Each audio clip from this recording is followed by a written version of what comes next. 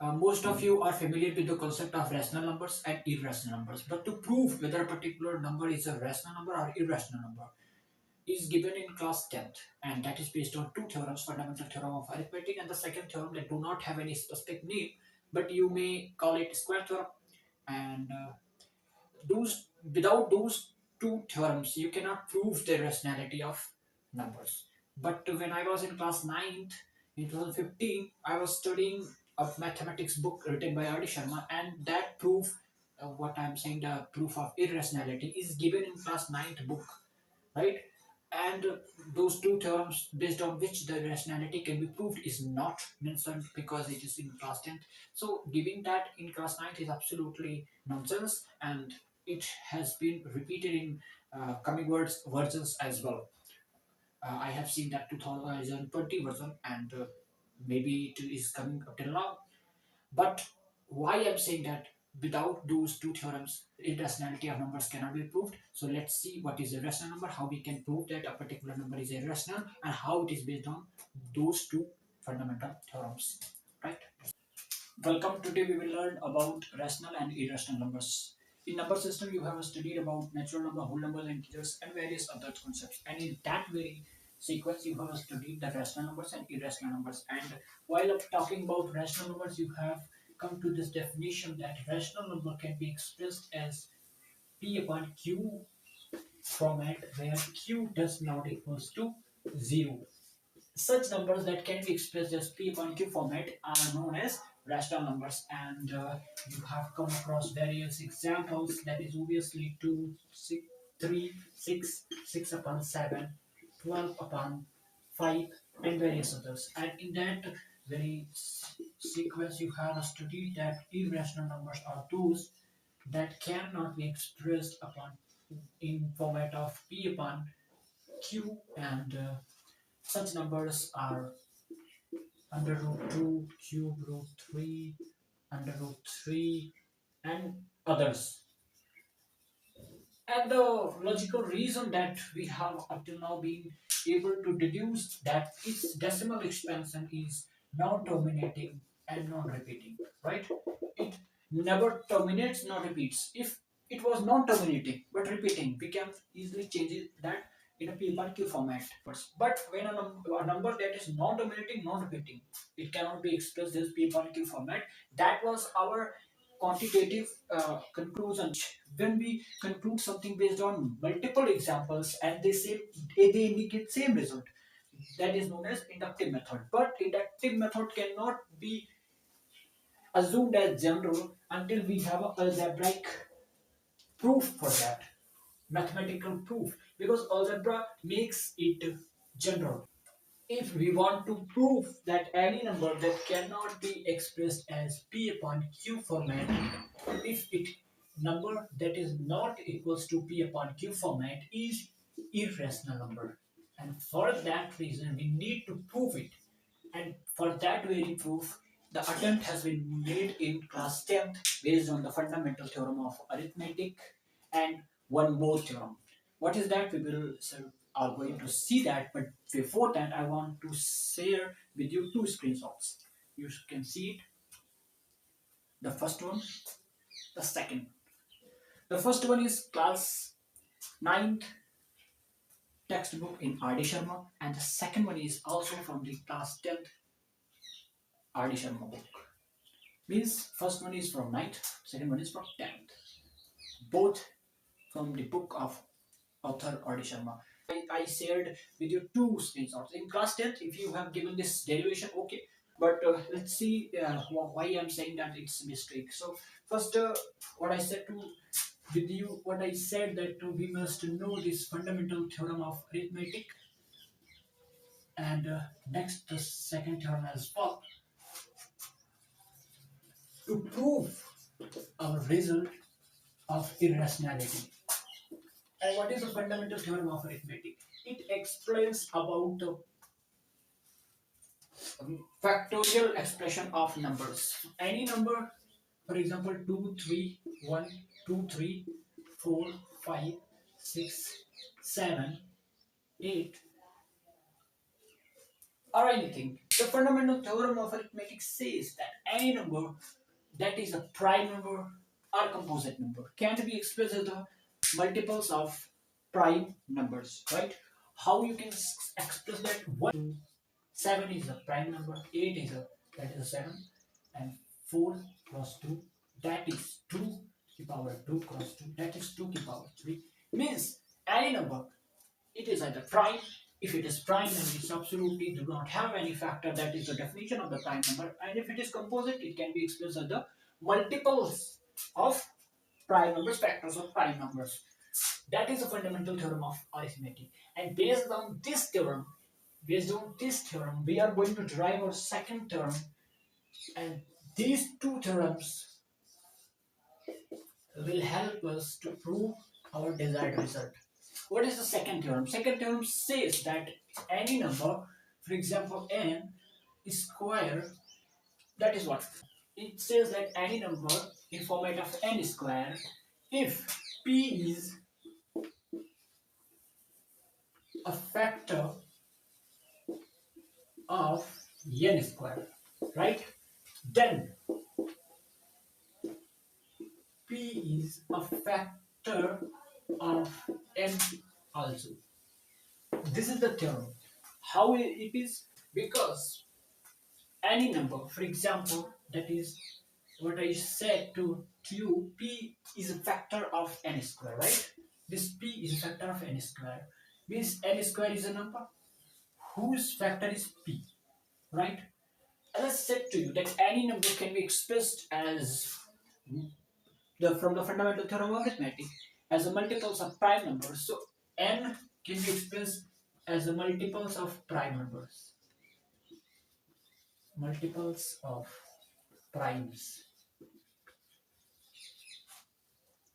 right? And when n is squared, this multiple of prime is squared. So this n square consists those primes only that were in n, right? Means n square cannot consist any other prime that is not in n. So if p is a factor of n square, right?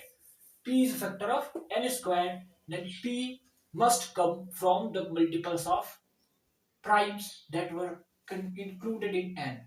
So if p is a factor of n squared, means p is a factor of n also, right? This is the fundamental theorem of arithmetic. This has been also proved with algebra. That is not a big deal. By understanding this concept, is you can also understand the derivation that is given, and that is not a big deal. Easy ones, right? So that is what the two theorems that I have discussed with you in a very short and clear, crisp manner. That the first says that for any number, whether it is a prime number or it is composite number, can be expressed as a multiples of primes.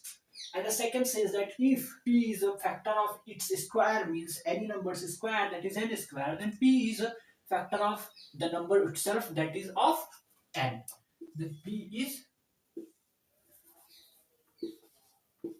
a factor of n also, right? That is the second theorem. Based on these two theorems, we are going to prove the irrationality of numbers that are really irrational. A number that is in our algebraic format, let's n. That is not a perfect square, right?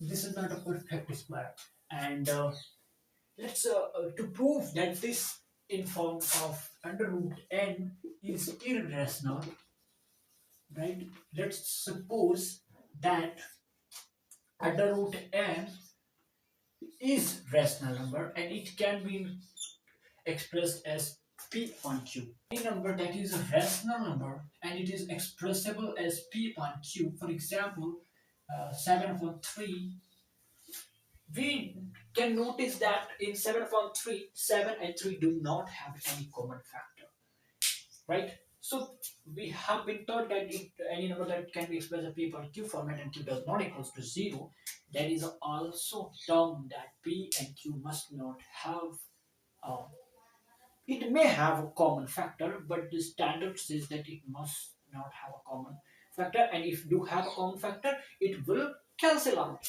So we may express this 7 upon 3 as 14 upon 6 as well, 28 upon 12 as well. These are also rational numbers, but its simplest format will be 7 upon 3 that do not have any common factor. Based on this, we can prove whether P upon Q is a rational number or not, right? So let's begin from here, and from there we can deduce that this implies that n is equals to p upon q square, and this simply means that p square is equals to nq square. And this what means? This means that n is a factor of p square. Why? Because p square is equals to nq square, and if this expression is here, it implies that n is a factor of p square, and we have derived a theorem earlier that if n is a factor of p squared, n is a factor of p as well, right? From that very theorem. But the clear point, it starts from here, that we have come to deduce that n is a factor of p, since n is a factor of p squared.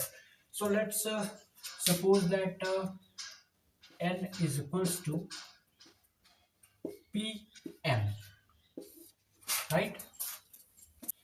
So from here, n is equals to pm, we can figure it out that p is equals to n upon m, right? So putting, if we say that equation number one, do us know, putting this value into one,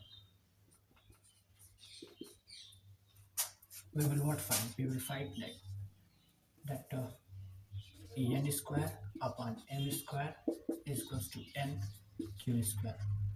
That is equals to q square is equal to n upon m square. This means that n is a factor of q, right? Square, sorry, q square. And this implies that n is a factor of q as well. From the very theorem we have derived earlier. So we have deduced two things, that this n is a factor of p and this n is a factor of q.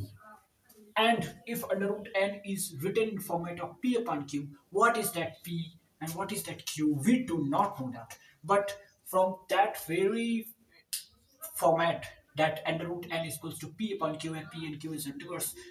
In fact, integers are not, we do not know. We have assumed that, let's suppose that p upon q is integer, and we are able to write it down. But it leads us to a very anomalous result, that n is a factor of p and n is a factor of q always. So any number that is not perfect square and enters under root n format is equals to p upon q. P and q have a common factor, that will be the n itself.